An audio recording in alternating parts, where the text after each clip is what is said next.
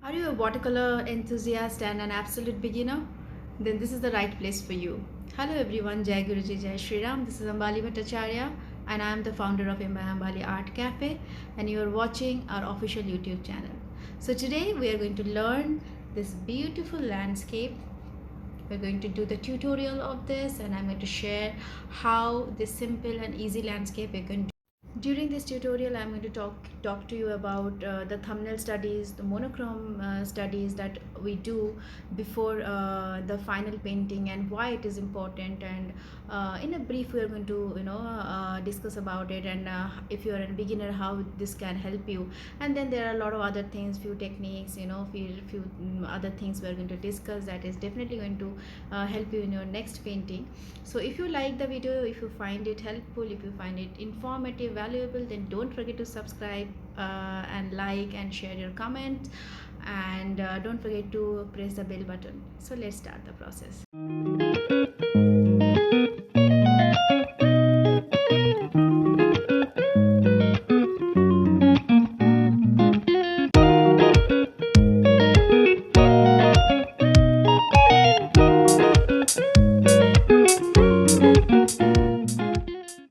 Here is the reference picture that I have taken it from Pinterest, and so I have taken it just for because I like the picture. I like the lighting on the house, but definitely I'm going to simplify a lot of things here, and you can see this is what I made from that. So I've completely changed the house. I have not painted yellow and the trees and all, not too much detail. I have simplified the mountain and made it very simple, easy, and yet very appealing. I have changed the light here, you can see, and you can see here I have added a little bit of warm light to the sky, and this is a very dry grass, and I wanted to make it look little sunny, beautiful, lot of good light, and nice scenic beauty, with little bit of flower, greeneries, like a postcard kind of picture, like a blue mountains kind of stuff. And what I picked up basically the shapes maybe and the concept of the house. Apart from that, I have not actually followed the reference picture. So this is also can be called as a creative composition, where we add our own imagination to the reference picture. It is not absolutely not necessary that whatever you are seeing you have to just copy it. You are free to do your own way. You are free to use your own imagination and be playful about it. Don't be fearful to try something new.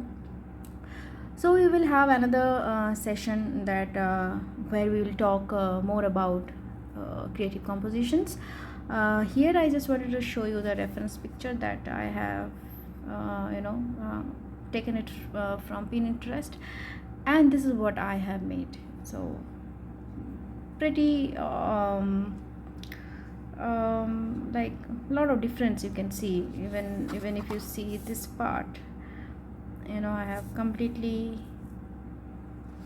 changed it, pushed it back a lot. Like I have literally pushed it back as per the perspective. I pushed back the bushes a lot from the house because I wanted to give the house a very definite attention.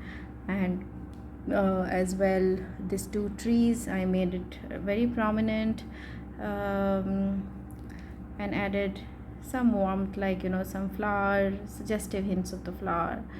And what I really like this, this part where it is actually setting nice perspective. So, and also I changed the color of the doors, and the of course the made the house a little more vibrant here. So this is me, that's what I'm expressing myself here in my painting. That's the way I see it. You might like this better, so it's a completely personal choice. If you like it better, you can try this one as well, because the technique will be almost same, right? But yeah, there will be a lot of detailing here. The mountain will be absolutely different, as per the technique. So let's start the process and let's see how we did it. And yeah, that's it. See you in the tutorial then. Before starting the main painting, I would like to show you this. This is a few thumbnail studies that I have done, thumbnail studies and few monochrome studies, and the color thumbnail you can see. And I have my very own personal reason to do this kind of studies, and I always tell my students that before just directly jumping into your painting, do some kind of studies that will declutter your mind. It is very important. Let me tell you why I do this. These are called thumbnail studies. If you are an absolute beginner and you don't know what it is called or why I am doing this, let me explain you briefly. These are basically called thumbnail studies, or you can say rapid sketch studies, where we do a quick sketch of the composition, very simplified sketch without much details and everything. And this is just to clarify things in our mind. You can say this is just to simplify my objects in terms of compositions, light, and other important elements where I want to put it in the painting. If I really want it, is it necessary for the painting or not, or can I omit it from the painting, or if I really want to add something more that I think will make my painting more appealing. So for that, it will be very risky if I do this kind of experiment in my direct painting. There is a chance things might work out, there is a chance things might not work out. So to save myself from that embarrassment or from that fear of that uncertainty, I do this kind of study for myself, and I always suggest one must do it. So these are called thumbnail studies. I did this to pencil studies, and you can see actually I omitted this two tree here because I was not very sure about the presence of these two trees here. And I made here the house a little more closer to my views. So very little changes, but trust me, these little changes make a big difference in the main painting.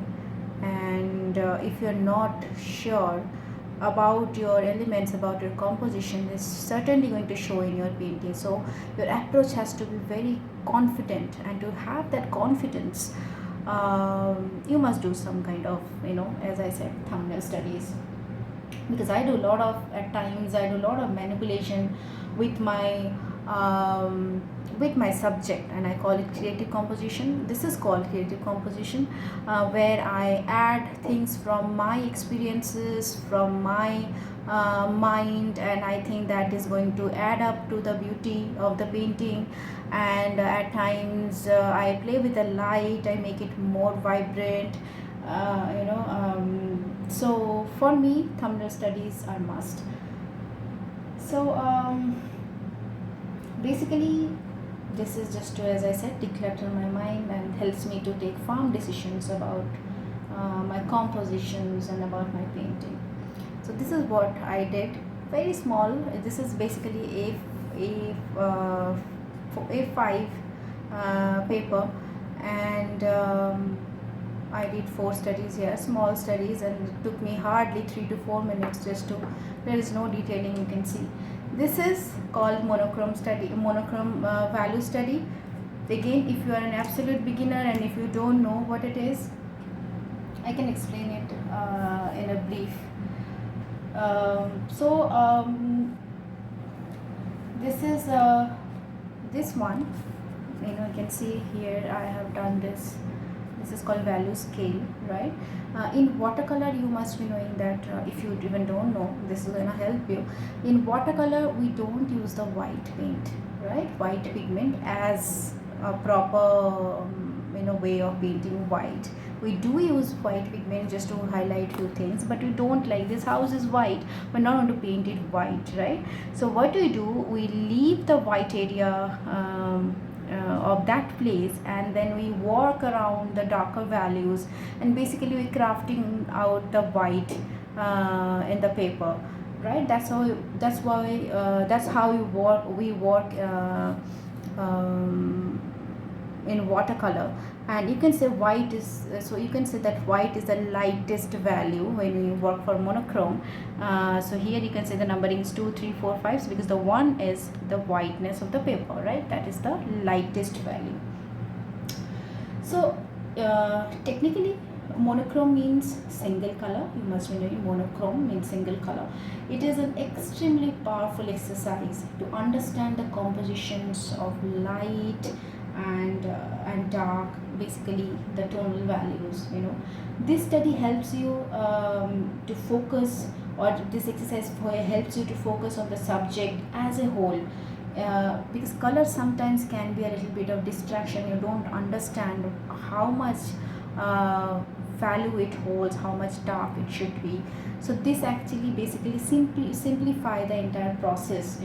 It helps you to connect the major shapes in the painting. You can see basically I have painted the major shapes and the light and dark, right? So this actually helped me to understand the role of the light in the painting.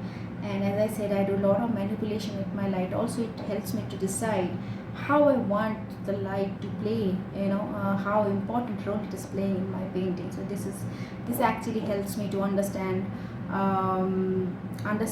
the light and its importance in the painting, and also helps me to take, as thumbnail study, to take decisions for my painting.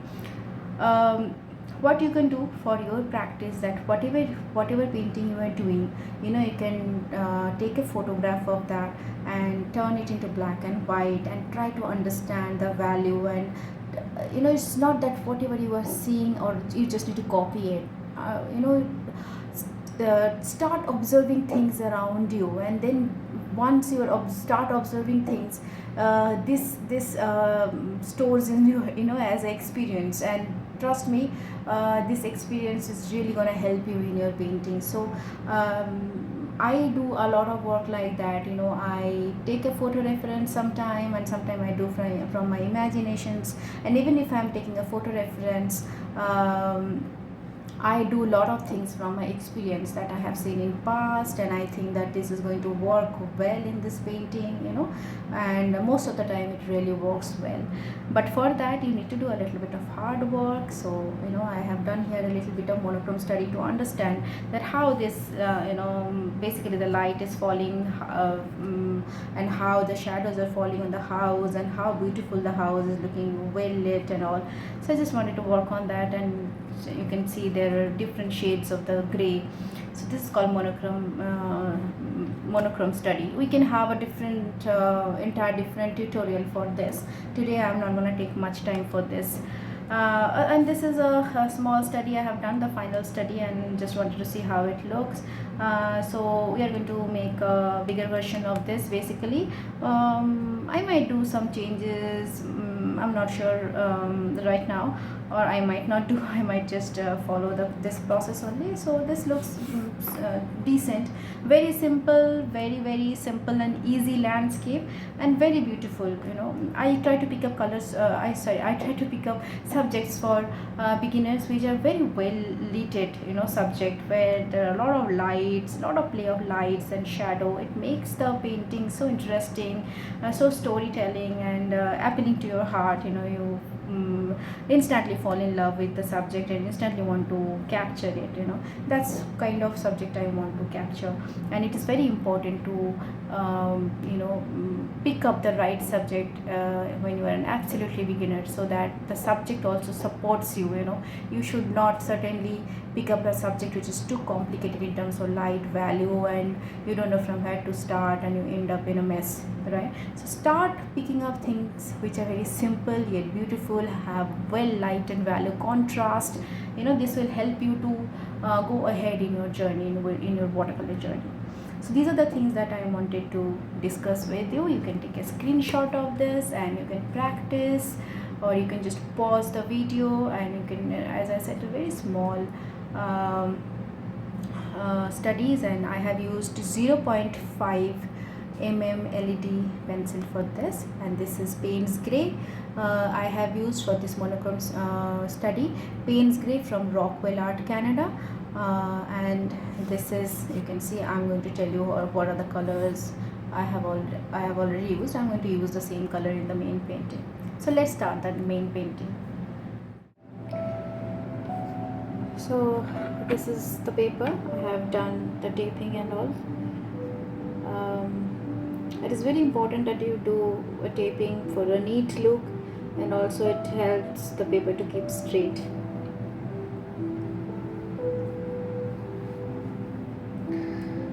This is the pencil that I am using, brush stroke. This is okay. I have taken 0.7, but that's okay. I'll be very mild, very gentle with my pencil, and I'll keep the entire drawing process as simple as possible. And in the meantime, the studies I have done, I'll keep it in front of you along with the reference.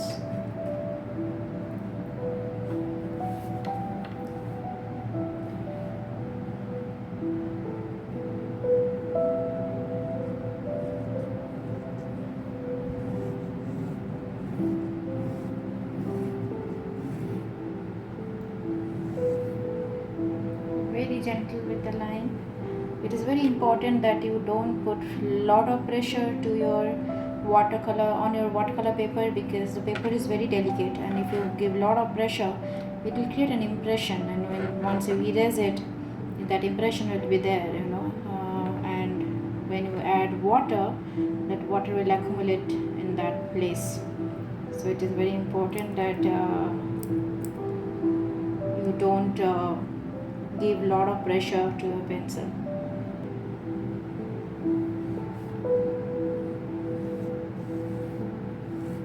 And I normally use this eraser. This is called kneaded eraser. You can actually mold it according to your need. This is like clay, and you just need to dab it. Don't need to rub it like eraser, and it doesn't leave any dirt or dust on the paper. Very useful for watercolor drawing.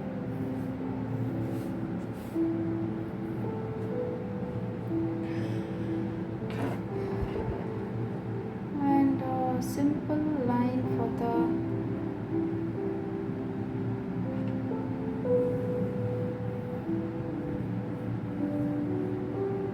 it.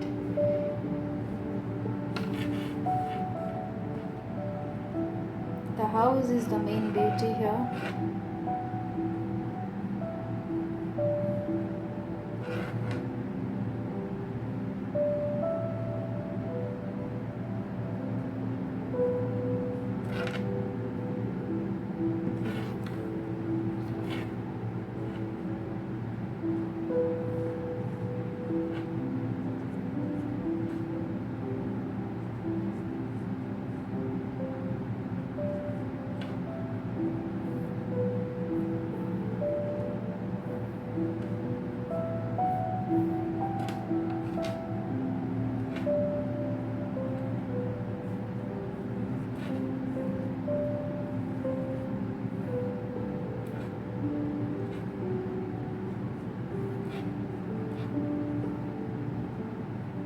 There are some trees here, so I'm not going to do a lot of details there.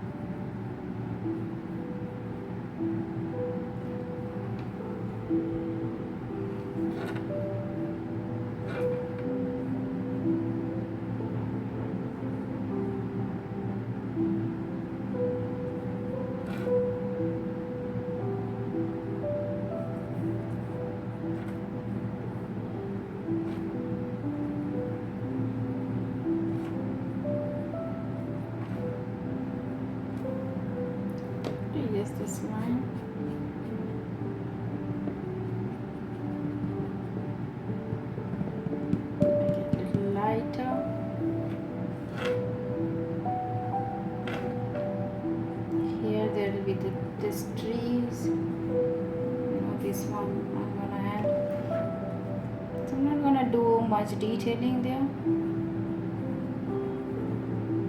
And just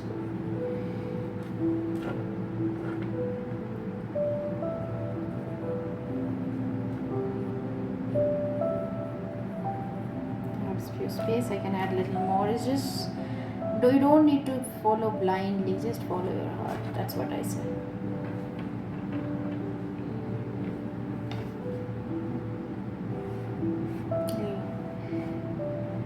Making it a little more lighter. And here the two big trees.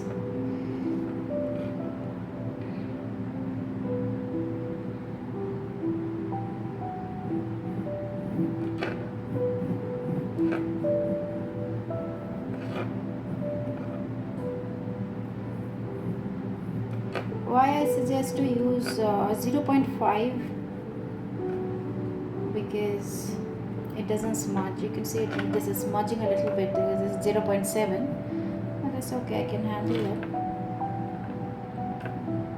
it. Try to use a pencil which is not too smudgeable for your watercolor, especially if you are an absolute beginner. It will help you to, it will save your painting from being muddy.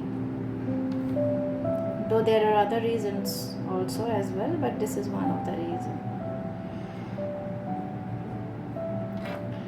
And here are the bushes. So you can see I'm not actually gonna do any detailing for the bushes and all.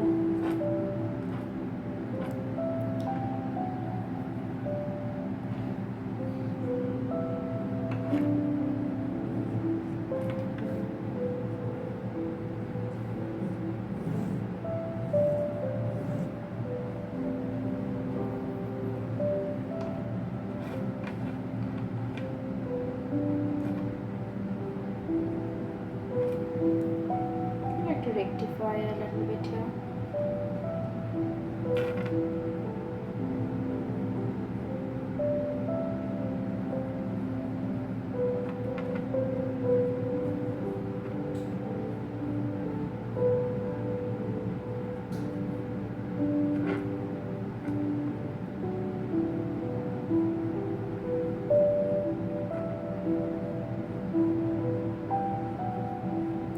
You can see I have done a lot of changes, not a lot of, but yeah, a little bit changes in terms of the house. I'm not following the same color in the house. In the paint, in the reference picture it is yellow. I'm keeping it white, and I'm going to change the colors, a little bit of the doors and all. This this area, the tiles, I'm going to make it a little more brighter. I have already done it here, and you can see I have done the trees in a little different ways, and playing a little bit with the positioning of the windows that I think will work better according to me. It's a completely personal choice of doing that. So this is what it is called creative composition, where you use your imagination, your things from your own experiences, right? We will have another tutorial as well for this, where we discuss more in detail about creative composition and how we do it and why we do it. Right now, let's focus on the drawing.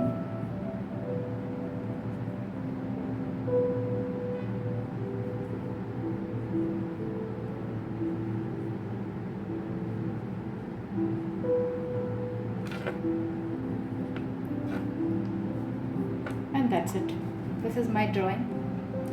Very simple, no detailing, just a base drawing. Here I can add some trees, branches,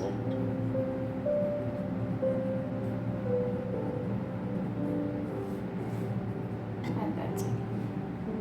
Right? You can take a screenshot of this and can save it for your practice. Let's start the painting. I'm going to use this brush, Escoda number 18 Ultimo series, for the biggest strokes, and then other brushes I'm going to tell you during the process. And the paper is Baohong Art Canada, 100% cotton, 300 GSM, and cold pressed. I'm going to use Rockwell Art Canada's pigments, and they're very good, they're very vibrant, and I love them, and I am the international brand ambassador as well. So if you want to buy their products, and if you really love the pigments, I'm sure you're going to love it, because they're very vibrant and the quantity is really good, and lasts long, doesn't dry up. You don't need to use it, quite a few times to get the saturation. The saturation level is excellent, so you will see it when I'll do it. So if you want to buy them, you can buy it directly from the website. I'll share the link at the description or the caption, whatever you say, and you can use my coupon code, that is AMBBALI10, and will get additional 10% discount if you buy anything from their website. I'm going to add these details in the description of the video. So there's some dots, unwanted stuff. Okay, so I'm adding a little bit of water. Okay, I certainly do not want the water to flow into the tree, so I'm just dabbing it here.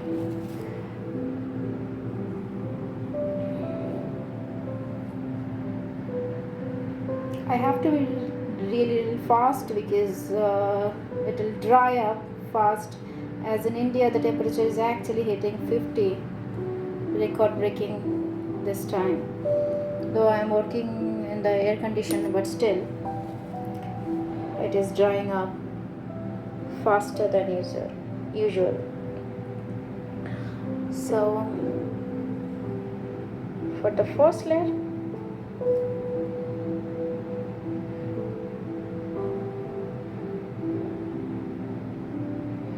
I'm going to take yellow ochre,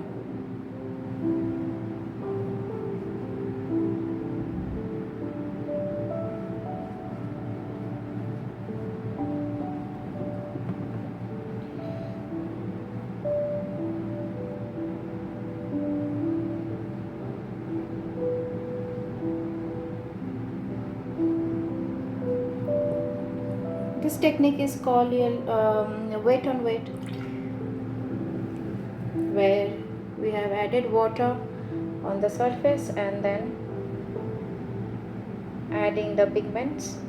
This creates a very nice soft edges, smooth effect.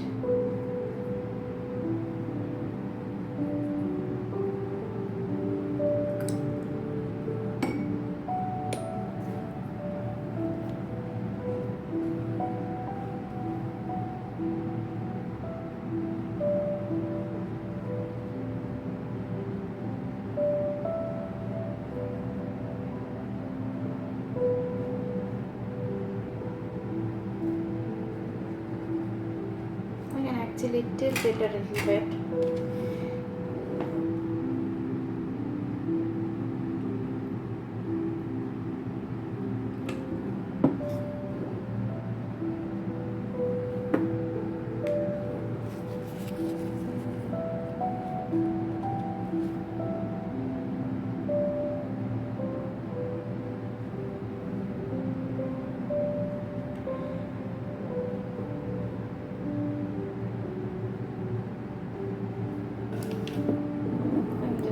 Hold it like this at the 90-degree and let it flow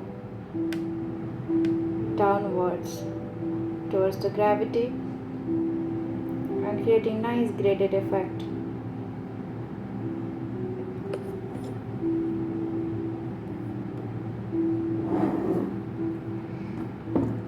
And let it dry.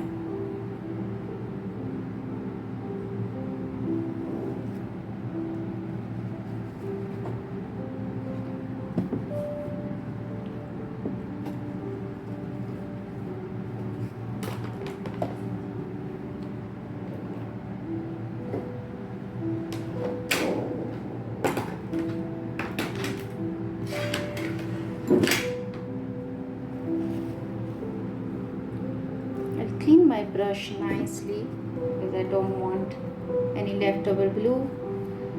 And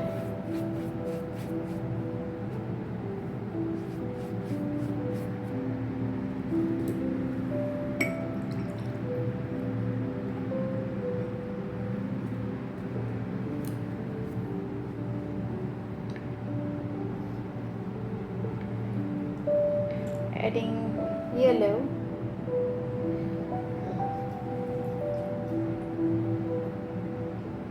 You can use cadmium yellow and little bit of sap green to make a very bright yellowish green.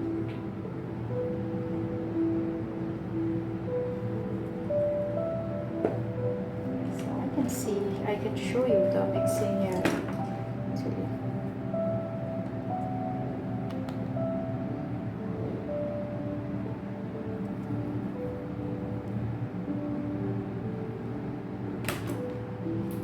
And I'll let it dry and I'll just do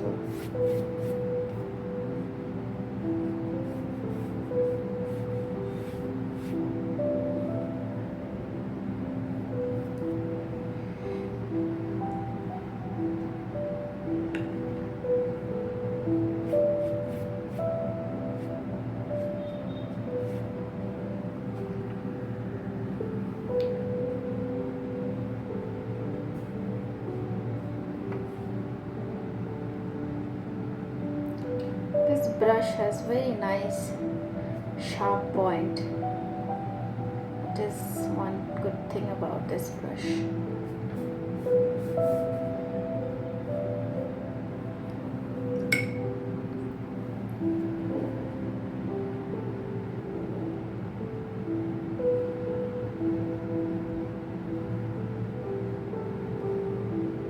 Then just green a little bit.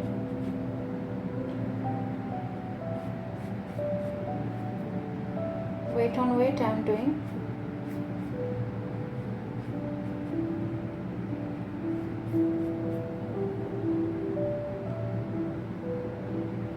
A little bit of the darker green I am taking here and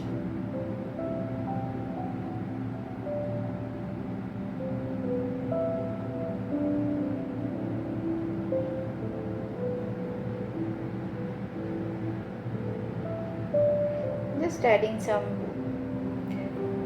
suggestive hint for the accumulated grasses here and there.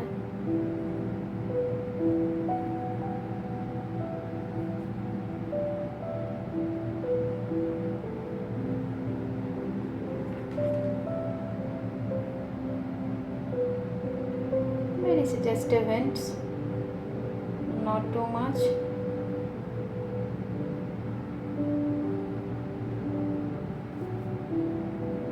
Using the tip of my brush here, you can see instead of using the body, and creating a little bit of depth all over. This is gonna make sense more once it is dried.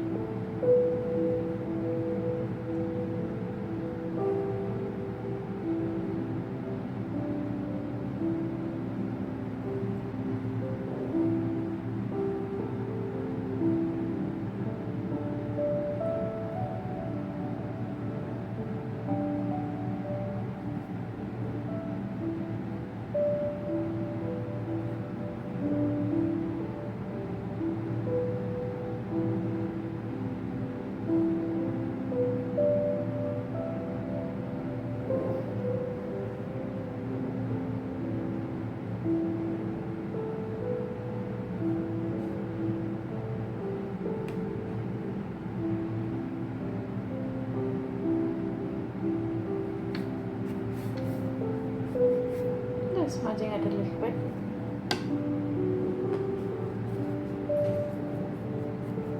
And creating a nice perspective and sense of distance and depth on the grass. That's it. Don't want to do, like, I don't want to overdo here things. I might come back if I need it.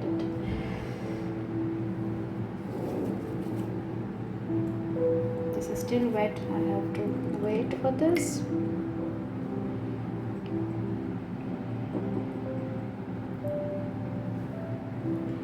Let's do the house till it gets dry.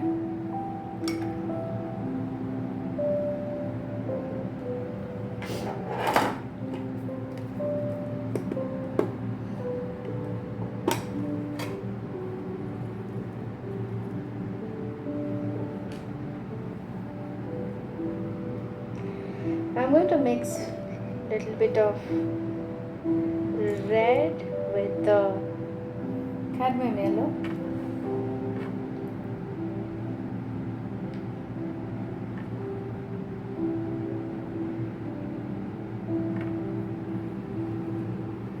Because I'm using fire orange, a little bit mixed with yellow. The name of the red pigment is fire orange, it's the warm red.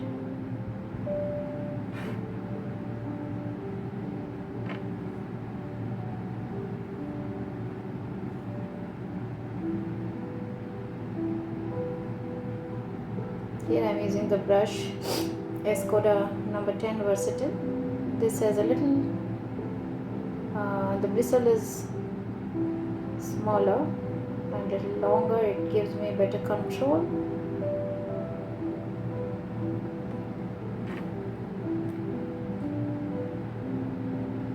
In watercolor, remember always we go by layers. Don't add too much color, too many colors. At one go. That might not work well for you. I mean, that certainly will not work well.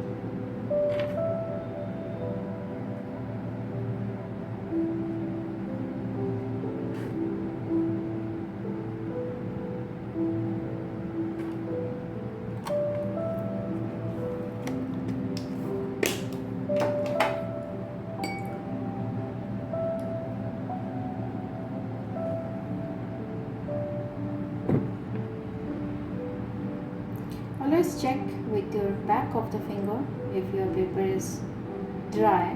If it is not, it will feel very wet and cold. Never try to do it like this, because we have those, fingerprints and all, and the oil and the dirt. This is better way to do it.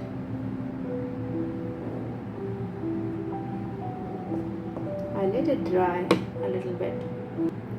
Since this is dried now, I'll come back to this.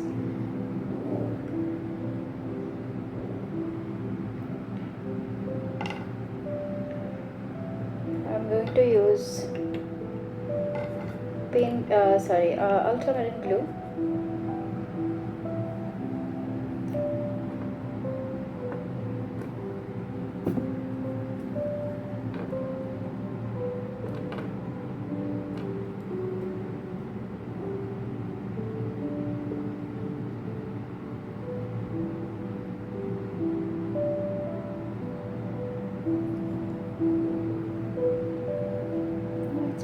A little bit of random water here.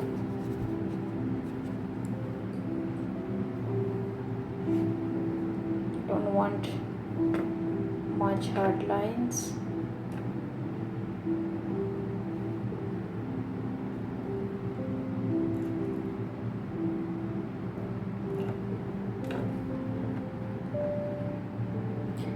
I made sure this area is nicely dry because I don't want this to be smudged, because I want a nice crisp, good hard edges for the mountain.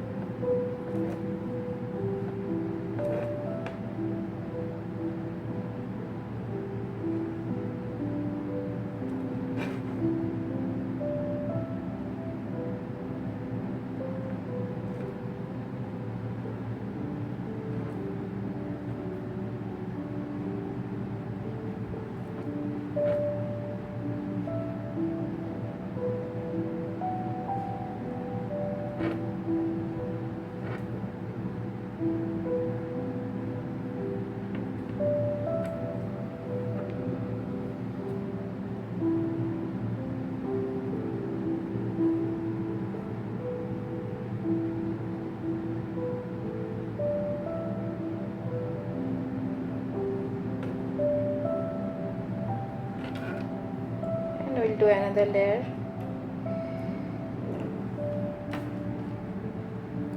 As I said, I want a nice hard edge, so I'm just emphasizing on that part and let it gradually merge with the entire part.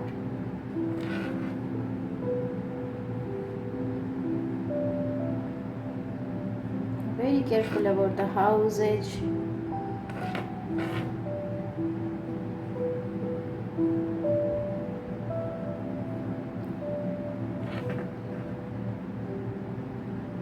Where I want fine lines, I'm just using the top of the brush.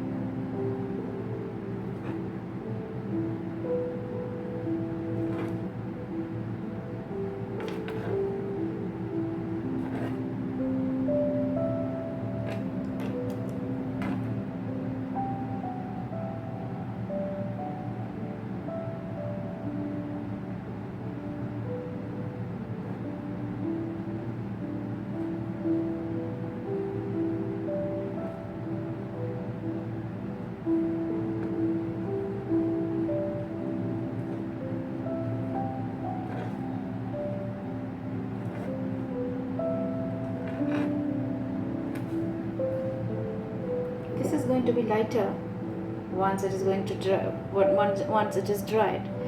So always remember that watercolor fades uh, 1 to 3 shades lighter.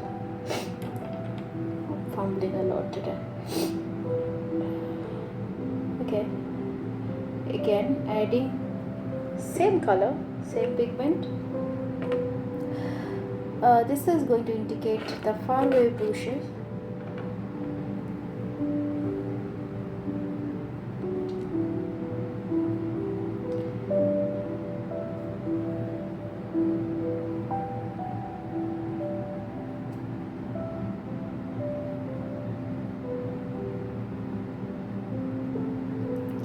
Adding the body of the brush. Bit of color lifting and then just few areas.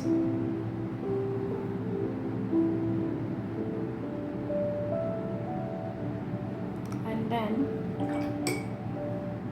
I'm going to add a little bit of water.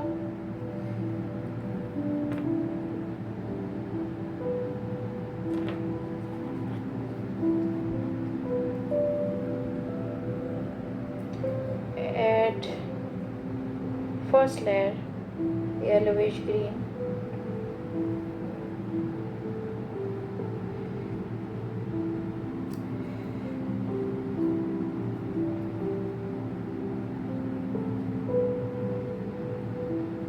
Not very concerned about the strokes. Adding randomly. Very simple. I am making the entire thing as simple way as possible actually. Mostly I'm using wet and wet techniques.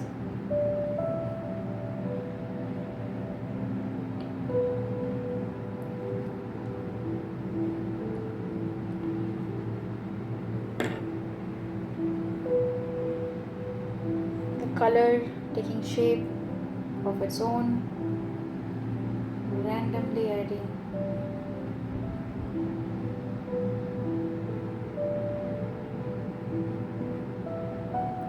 pigments.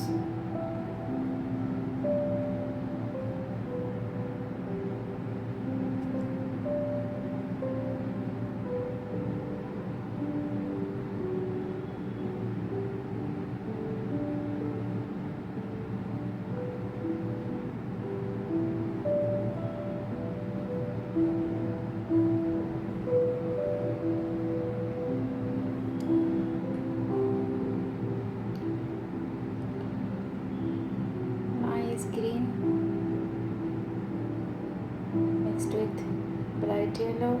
You can, if you don't have raw color right now, you can use cadmium yellow and sal green mixed. And I'm simultaneously using different pigments.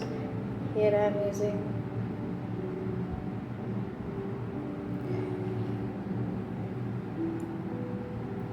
again the ultramarine blue. This may look a little intimidating, but if you practice a little bit, it is actually very easy. Just don't get scared. Whenever you're scared, it shows in your painting. Just do it anyhow, anyway. It is just a piece of paper. You're not going to lose anything. In fact, you're going to gain a lot of things, gaining experience, learning things, new things. So don't actually be worried if it goes wrong or right, doesn't matter. Nobody is going to judge you, and if even they do, how does that matter?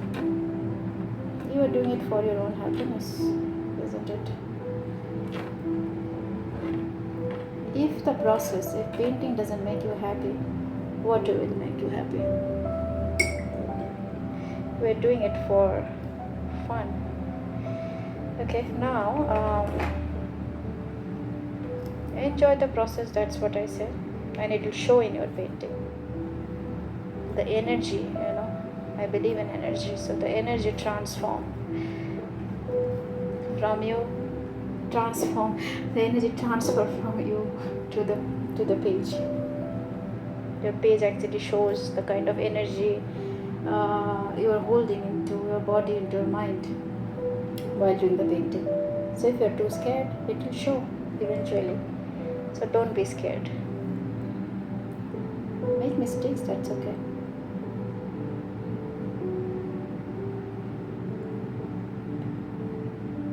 And we'll learn from our mistakes, that's the best thing. Here I am using a little bit of orange with the green to give a little bit of fall summer look.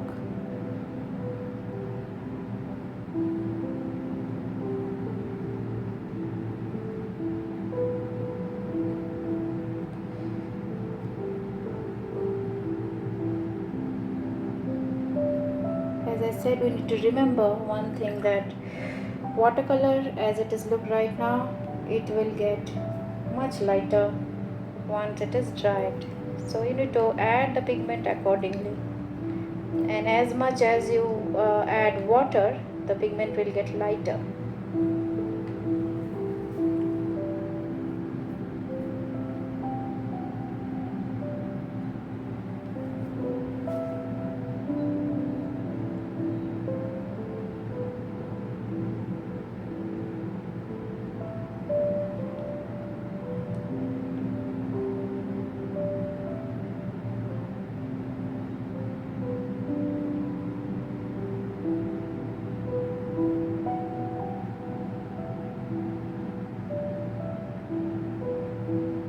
There are a lot of shadows at the bottom area, so I'm adding shadows to the bottom areas.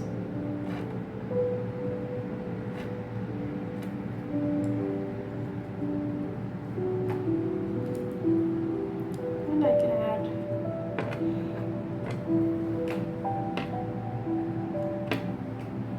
with a brush.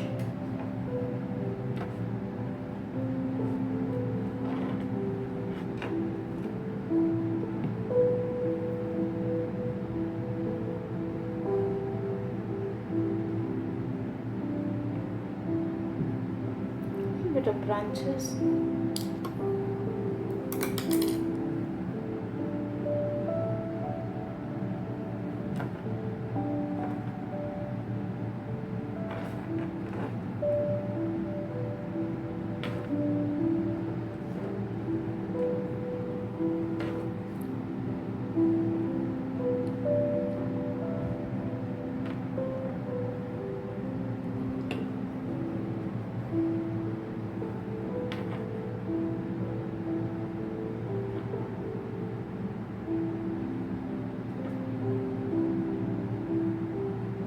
nearest bushes are darker, more intense in color.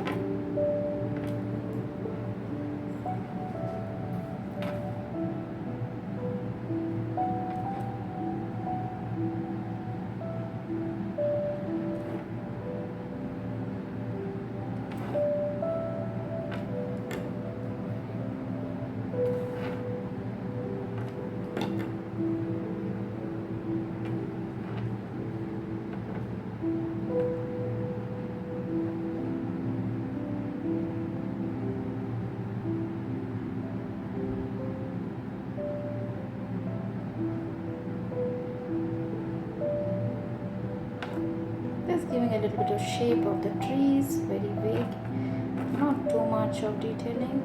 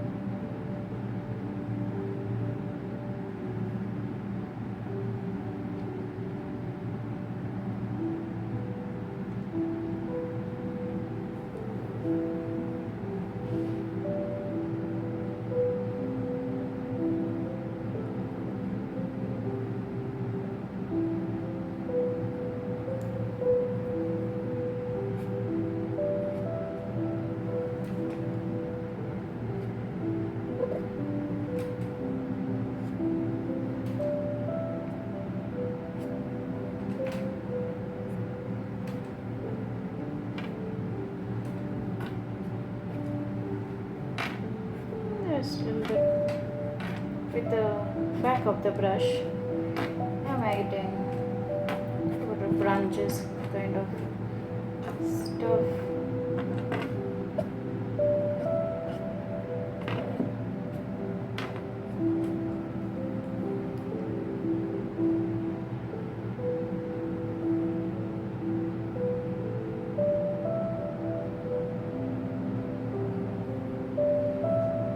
I'm going to do much here and just add a little bit far away bushes.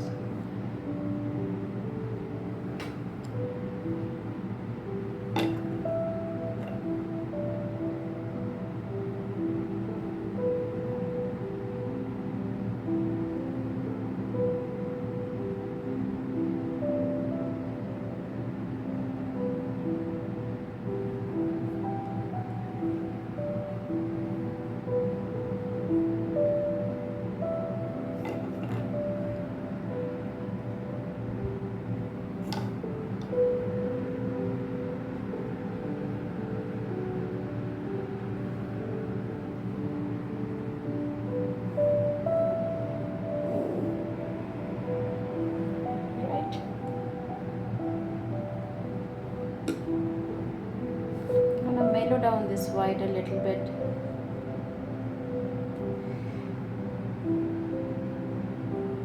Add a little bit of brown here and there.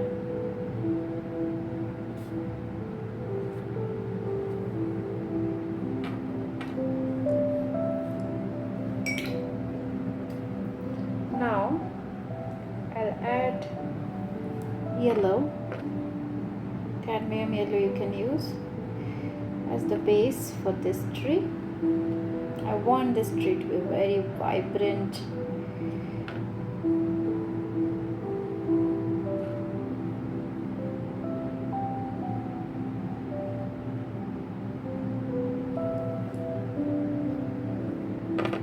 So bright yellow, any type of cadmium yellow you can use.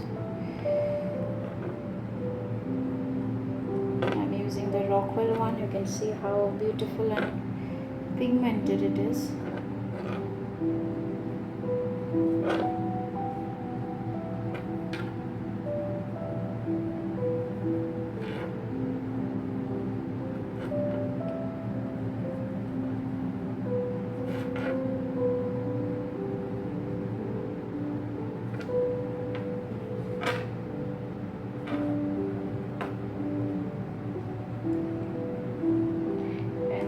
of green now.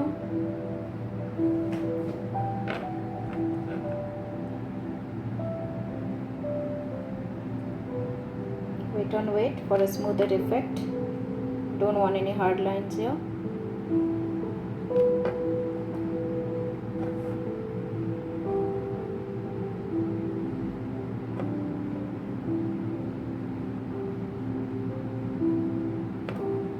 Right.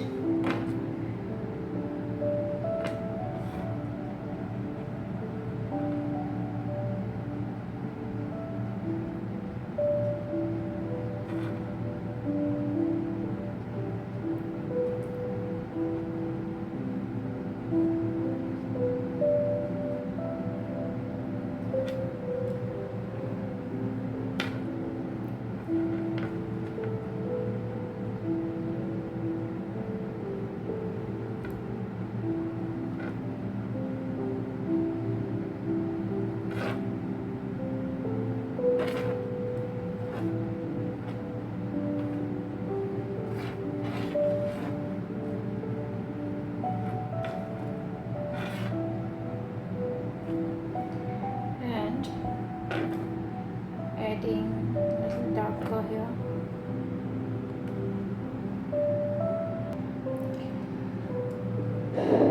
And a little bit of darker green. Not too wet. I'm actually using dry on wet. This technique is called dry on wet, where you use almost dry pigment. My brush has hardly any water, but your surface is completely wet.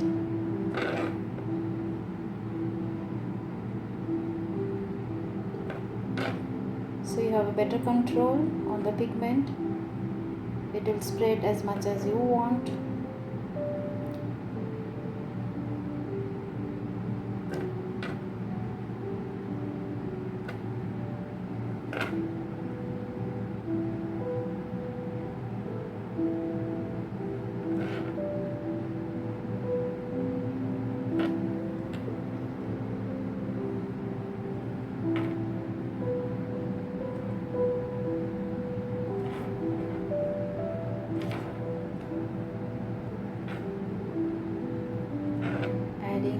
Darker green.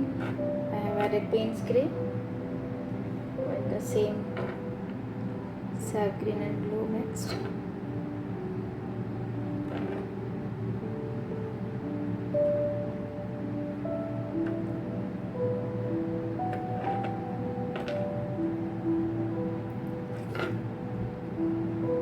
Simultaneously I am doing this tree as well.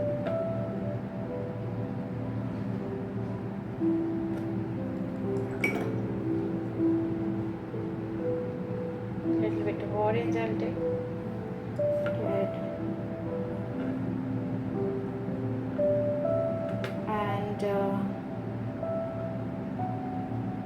oh, that's it, not too much.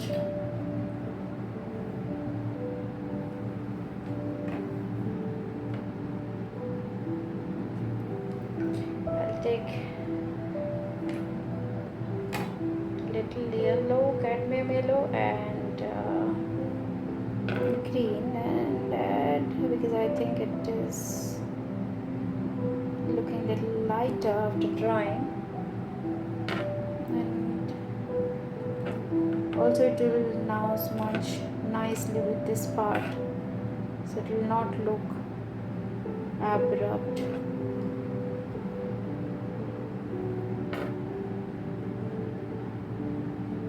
It's a nice blend of the light and the shadow.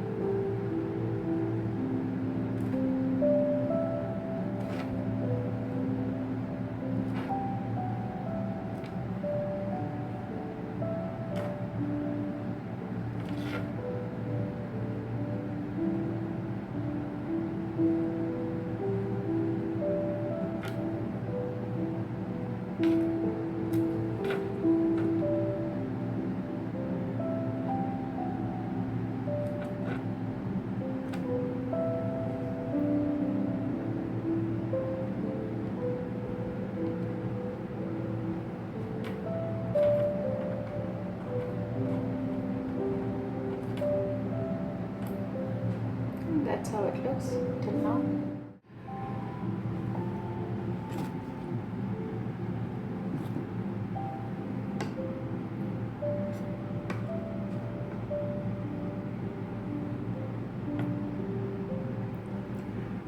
Now I will do this part again.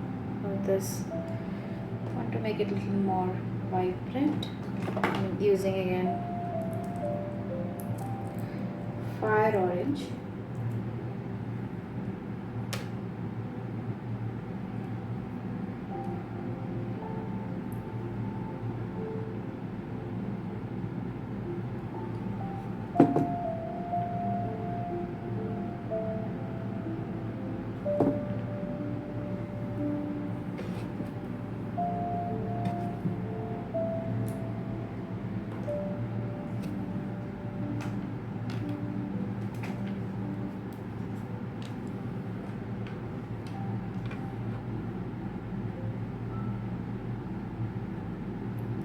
Nicely diluted in the water.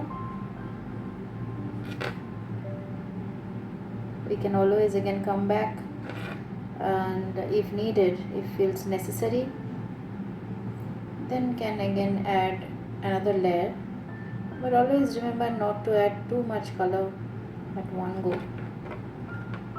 That's not advisable because it becomes muddy, you might go wrong. So always build up the intensity layer by layer. So that's how it looks right now.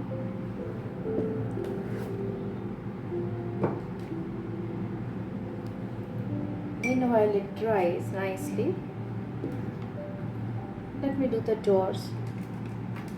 And for the door I'm going to use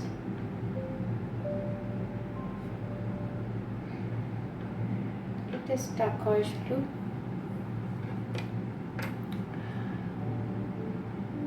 In the reference picture, the doors are very dull. Here I want to highlight the house, so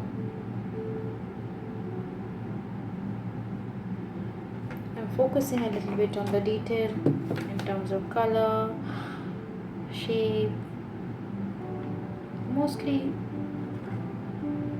my main focus is to manipulate the light nicely, want to make the house look very, very vibrant, colorful, well lit.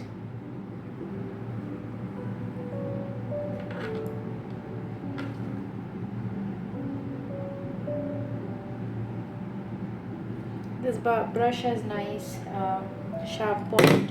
Oops. And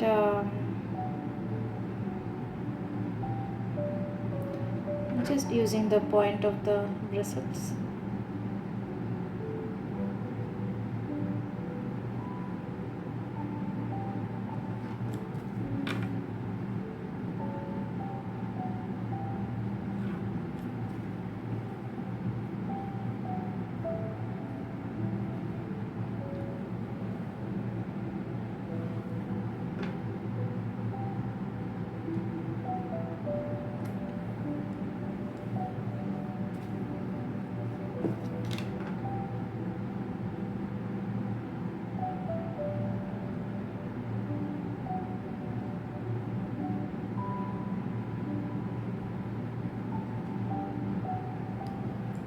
This one will be a little darker.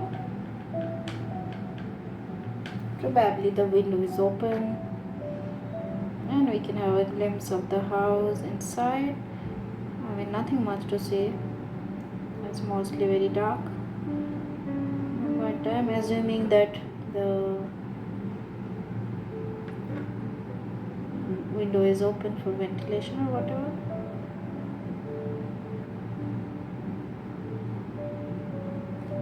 So instead of painting it black, what I'm doing is I'm mixing it with a little bit of burnt sienna because I want it a little bit warm, Payne's grey and burnt sienna.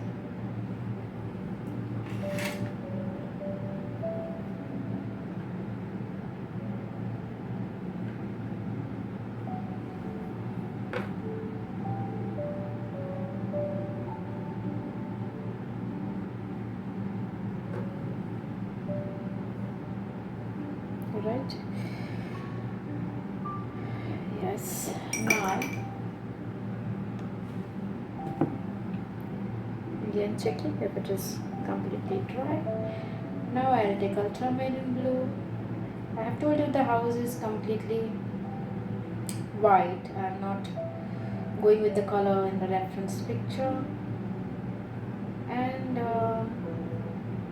the shadow here will be on the blue side, grayish blue, very bluish purple you can say. So I'm mixing very light of what is this color name, rose red, very light, very little bit of rose red and ultramarine blue, and the blue is here is little more, and very diluted, very transparent as my first application.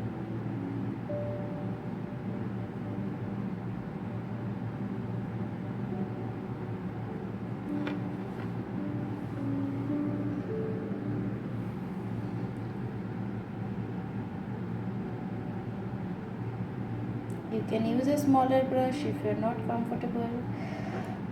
I normally use mostly one or two brush. If you're a little careful and you know how to use it, more than enough. You don't need bunch of brushes actually. Right? Now you can see the beautiful effect. The light is coming out now, you can see, right? Now same pigments but little more with little more intensity, and just under the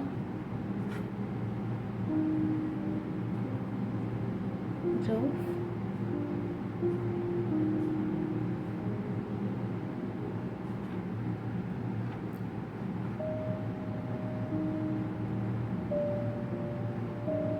This side of the wall.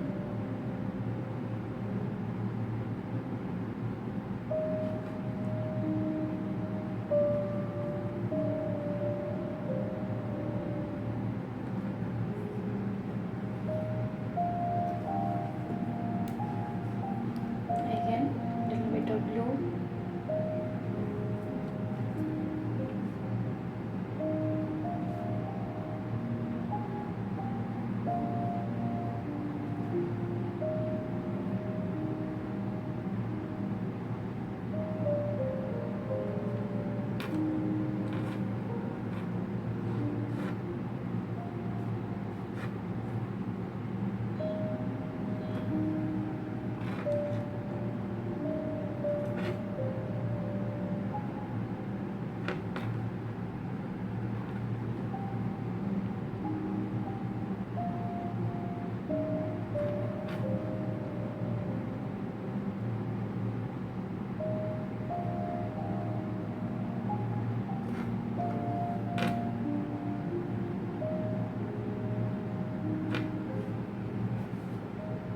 Right?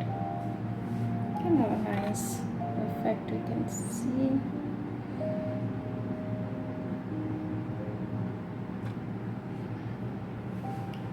How beautifully the light is coming out.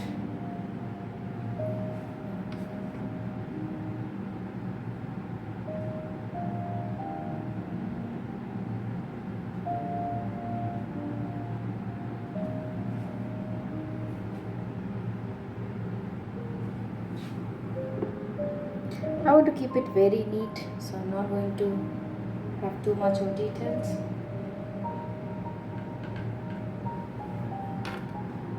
There is a certain kind of innocence right now in that painting, and this especially in the house part, and I just want to maintain that.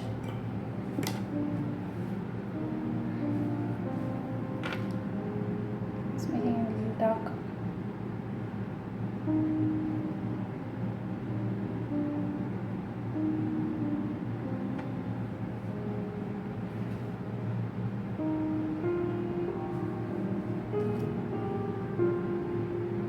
completely dried.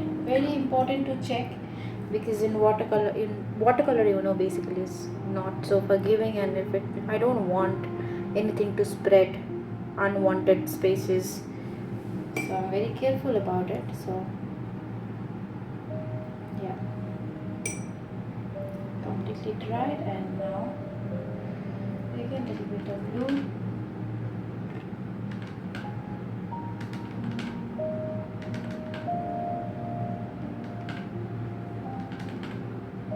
And the rose red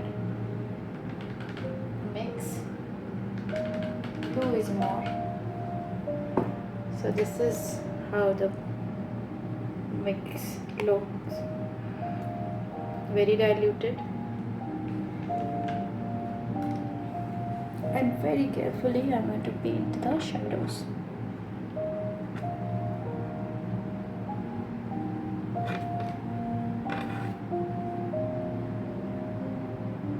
I'll go light initially.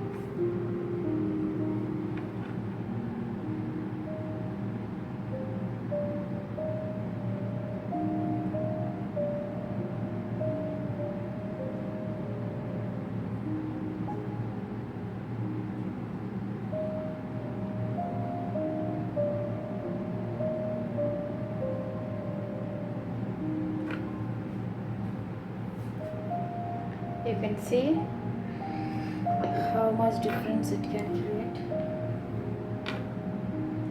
You need to trust the process always, you know. While doing the paintings, at times we can think, okay, it's not working, and we give up, right? And everybody, no matter how pro,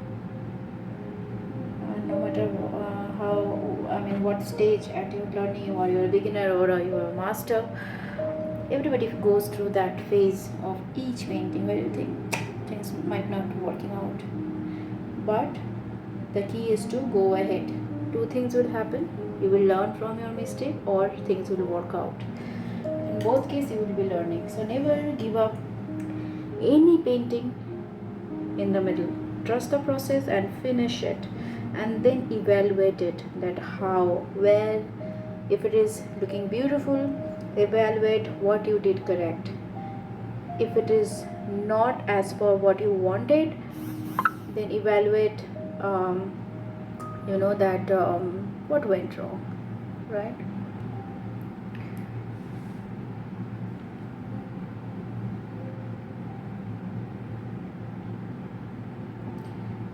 We're almost done. I'll take a little bit of brown and just add here.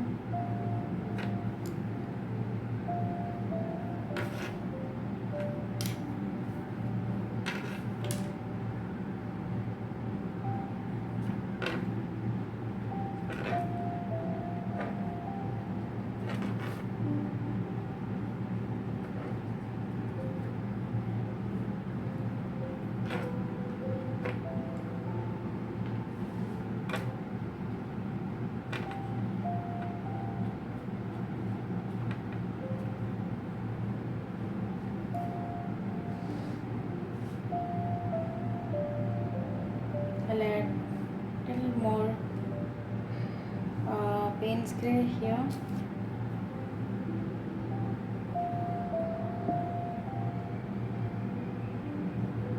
Payne's gray and burnt sienna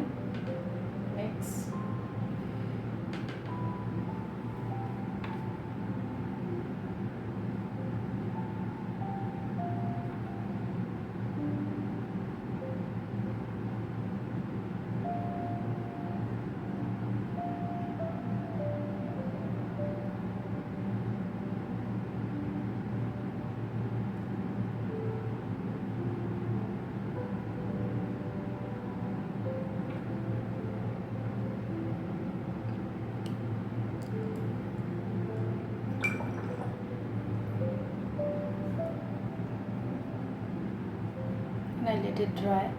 Now what I'll do, I'll just add a little bit of water here. I want to redo this part a little bit.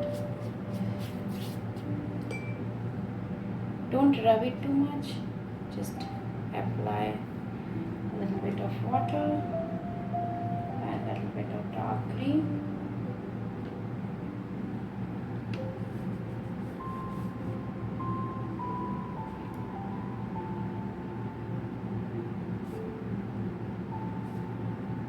Just few dots you can see I'm adding just to add depth and perspective using the tip of my brush.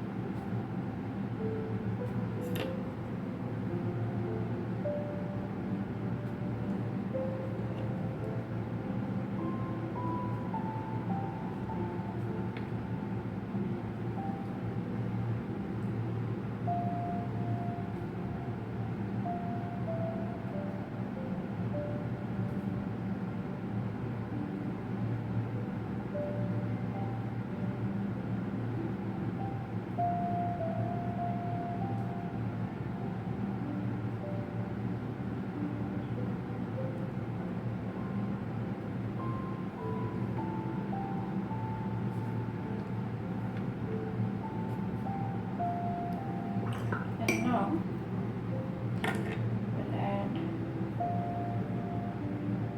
a little bit of like a suggestive hint for the flowers to make it a little more pretty.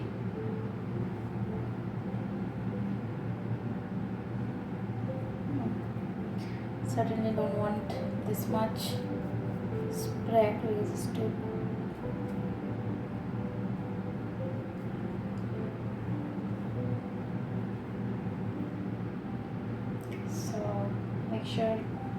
making sure my brush doesn't have too much of water.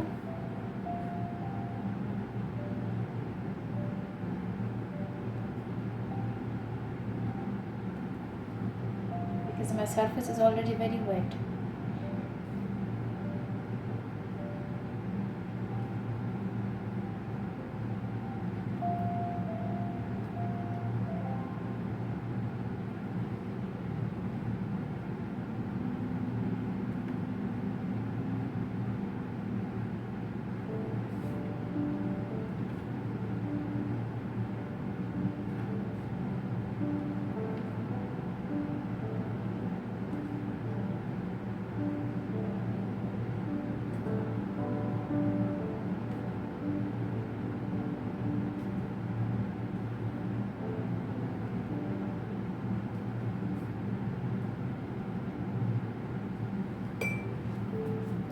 Just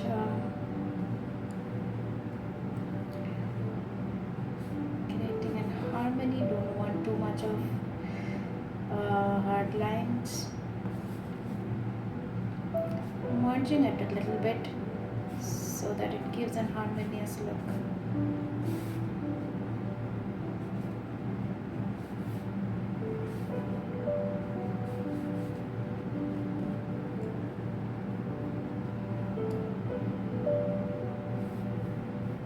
Bit of green,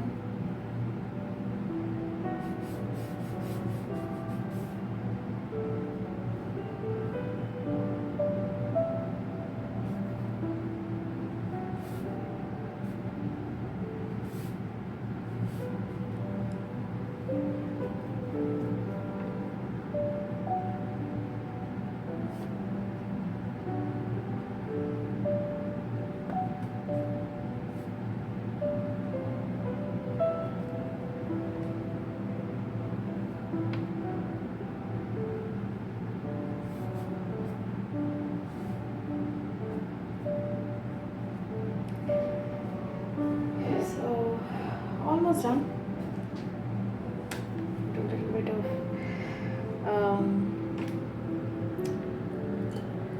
detailing.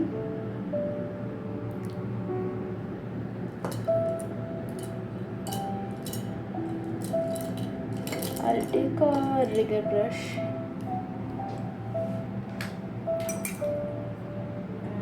orange a little bit. Mix with burnt sienna and orange.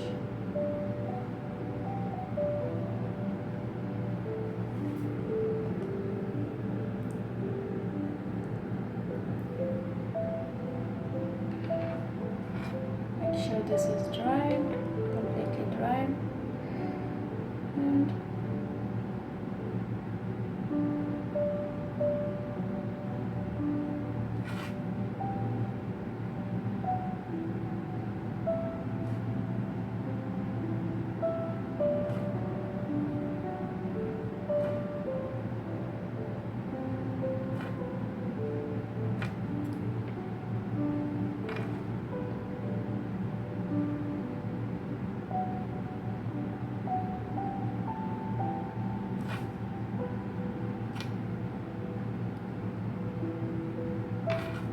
somewhere it is a little dark, somewhere it's little, just to add a little bit of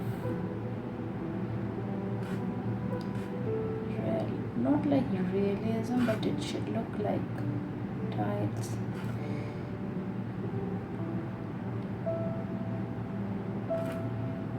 Very suggestive hint.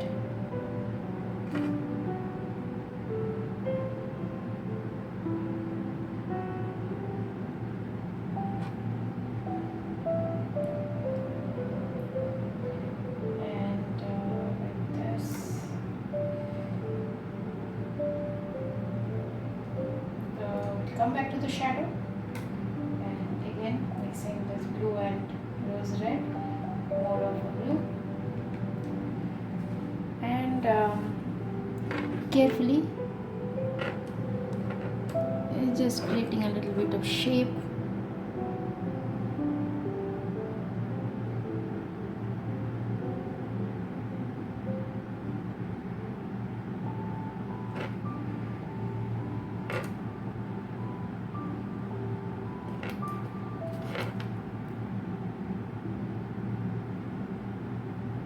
Little round shape, so it will give a nice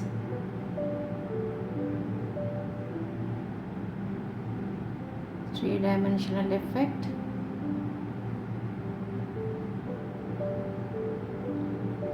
I think this is the first time I'm doing this much of detail in this painting.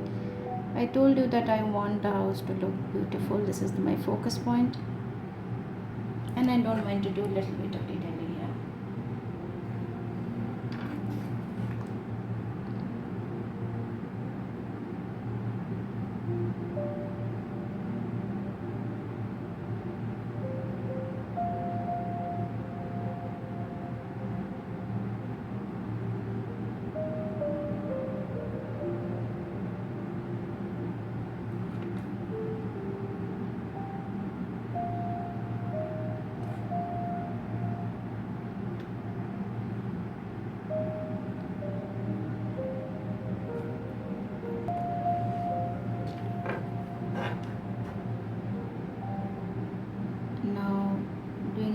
Detailing for the shadows as well.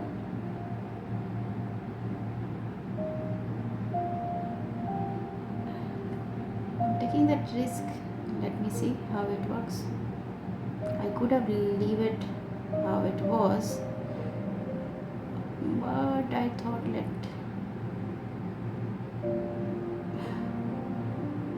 let's see how it works.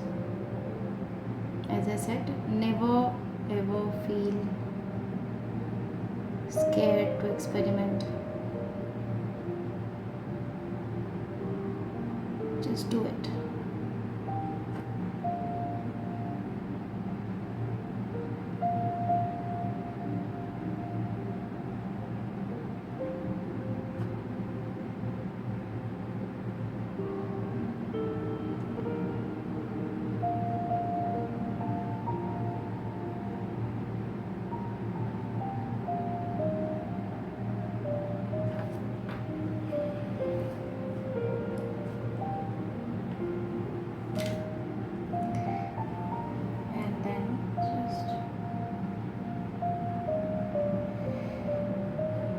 said, it will look lighter once it is dry.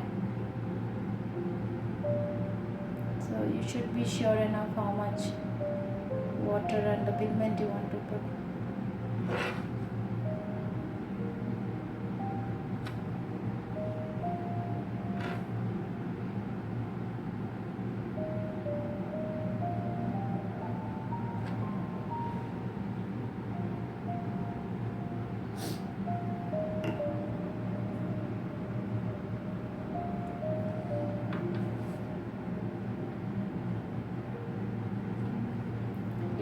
Very little littling.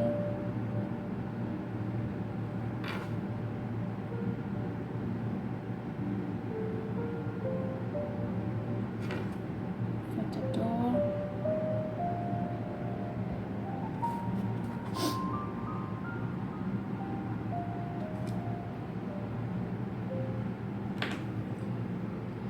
And since this is dried, I'll do a little bit of detailing here. With the white, so this is what I meant when I said we use white just for touch-ups. So, just for the touch-up here.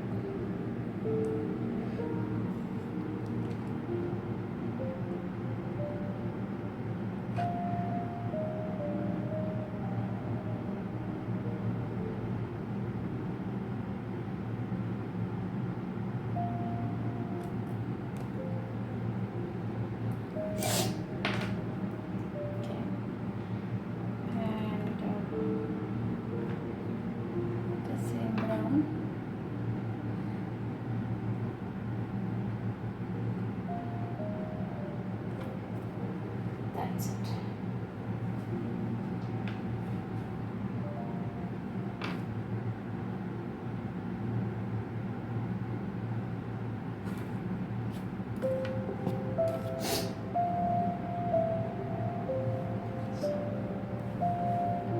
Make a little bit of branches,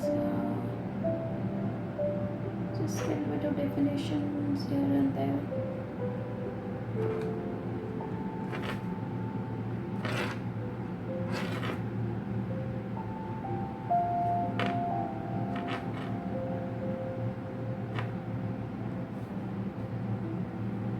So almost done.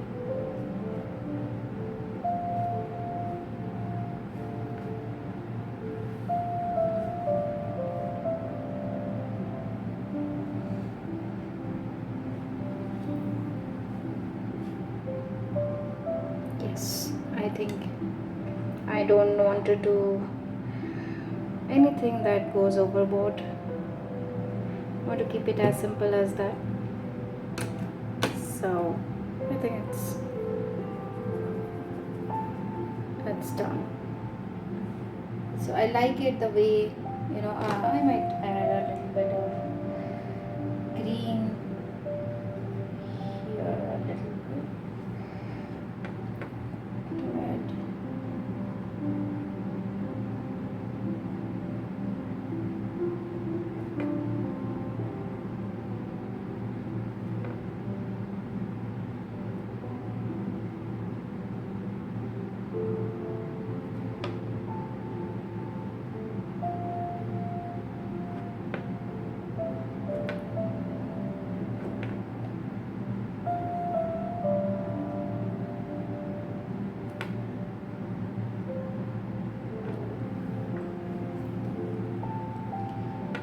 Just spread it a little bit.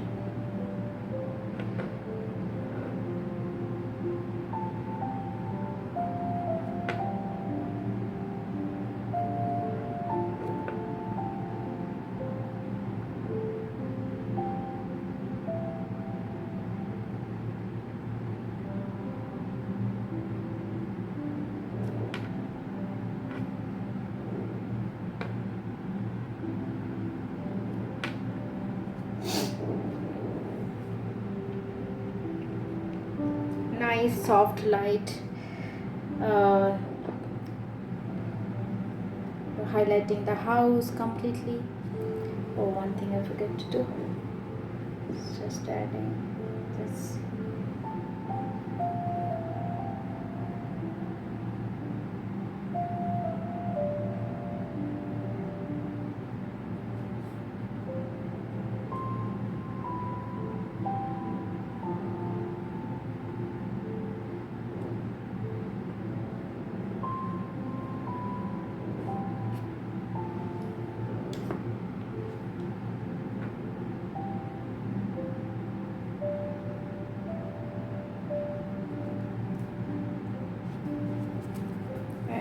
the orange here, so I'll just have it.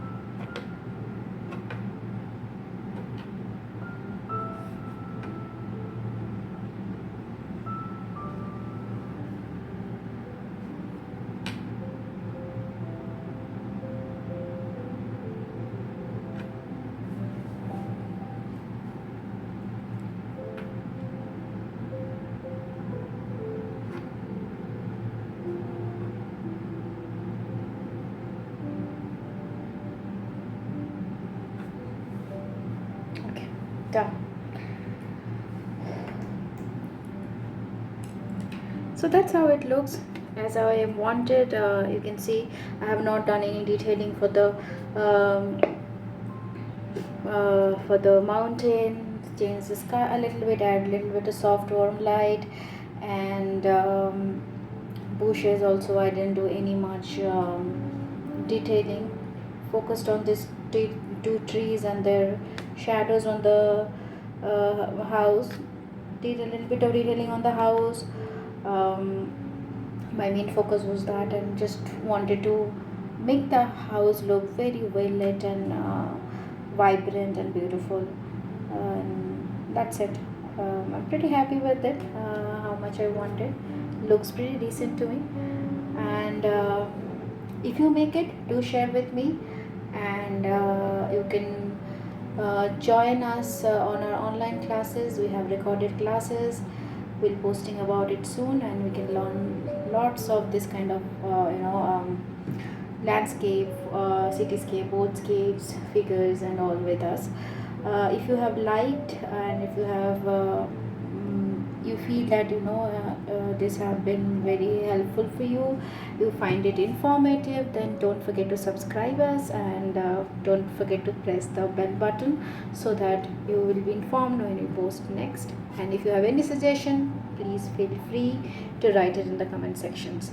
Thank you so much. I'll see you in the next tutorial. Have a great day and stay creative.